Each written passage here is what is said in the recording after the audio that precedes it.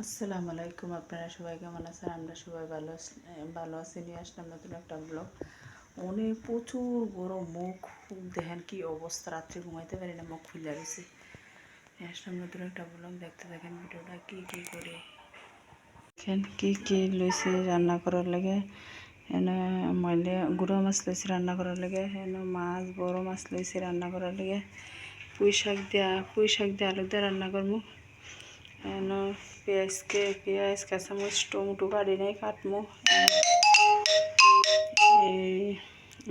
চাল নিচ্ছি রান্না করার লাগে,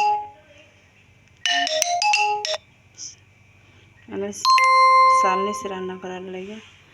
চাল দিয়ে দেবো। এটি সব কাটাকাটি করে ময় মশলা নিয়ে লইছি, ময় মশলা লইছি, তেল, আলু, দেন মাছটা সব ধোয়া দেয় শেষ।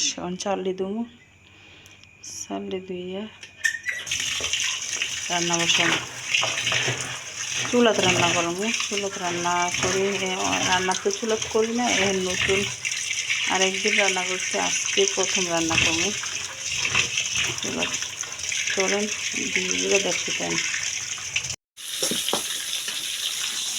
দেখেন গুঁড়ো মাছ মাহায়ে যে লুচি রান্না করান, মাছ ভাজি করতেছি, পেঁয়াজ ভাজি করছি, টমেটো দিয়ে গুঁড়ো মাছ দিয়ে রান্না করবো, আর পুঁই শাক দিয়ে মাছ দিয়ে রান্না করবো।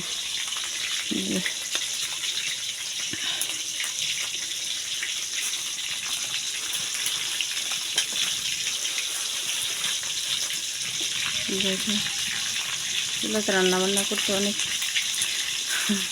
কষ্টকর, ছালি ময়লা টয়লা অনেক কিছু, তারপরও রান্না করি না। এখন থেকে রান্না করি না, ছেলে মেয়ে চুলাত রান্না পছন্দ বেশি।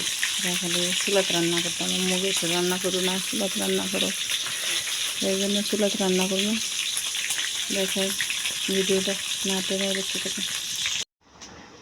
দেখেন গুঁড়ো মাছ তরকারিটা কেমন হয়েছে।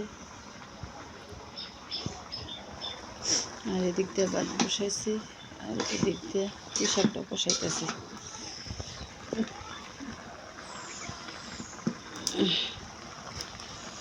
চুলা রান্না তো প্রচুর গরম লাগে।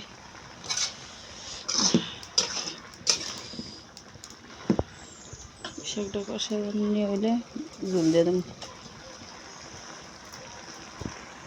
ভাত, পুঁই শাক, গুঁড়ো মাছ, আজকে এতটুকুই খাবারের মেনু। দেখেন গুঁড়ো মাছ তরকারিটা কেমন হয়েছে। আর এদিক দিয়ে ভাত বসাইছি, আর এদিক দিয়ে পুঁই শাকটা বসাইতেছি।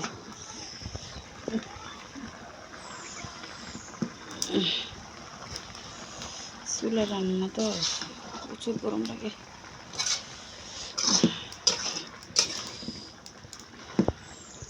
শাকটা কষা নিয়ে হইলে ঝোল দিয়ে দেবো। ভাত, পুঁই শাক, গুঁড়ো মাছ, আজকে এতটুকুই খাবারের মেনু। দেখেন আলু ভাজি করতেছি, আলু গুলা লিছি, আলু ভাজি করাম, রুটি বানাম, সকালের নাস্তা, সকাল সকাল রুটি আর